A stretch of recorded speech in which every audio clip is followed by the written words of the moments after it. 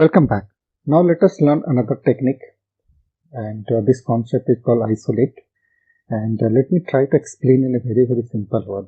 Suppose you have a dynamic dashboard with around say 10 input controls, and what is happening that you wanted to update the output only when say 3 inputs are changed.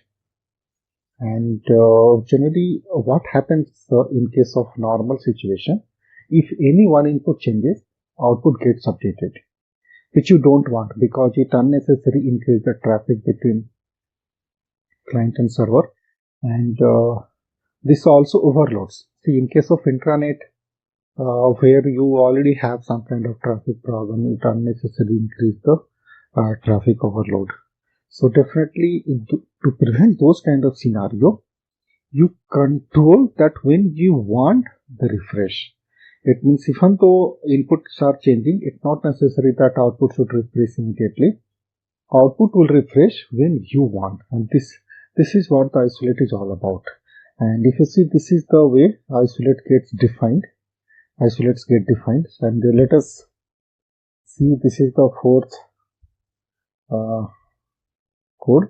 Please open the file 4 and first run it. And then I'll explain you what is the problem happens. See here we have this is getting get changed. This one you have already seen that wants to change in this. Now if you see, I'm changing this is the title written over here. I'm changing one, so simply removing is, so it is getting removed. If I'm removing one, that is fine. What I want, that in case of title, let me edit it properly. Let me write the new title properly, and then it should update. So this is what, if you see, even a single word, single letter I'm changing, this is getting updated, which is right, but actually it increases the traffic between client and server. This is what the problem is all about. Okay. So now let us go ahead and see. So this is the fourth one, and see, this is the things. And if you see this, very simple. We have this input, we have the text input, and these are the two outputs.